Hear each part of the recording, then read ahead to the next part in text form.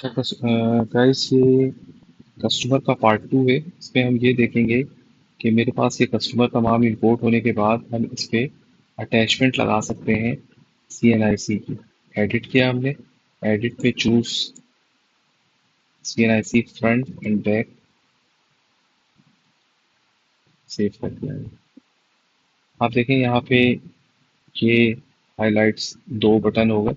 इसको हम क्लिक करेंगे, ये CNIC शो कर रहा है, यहीं से हम दोबारा अगेन इसको डाउनलोड कर सकते हैं। दूसरी चीज़ ये है कि इनको एक वेलकम नोट आप यहाँ से भेज सकते हैं।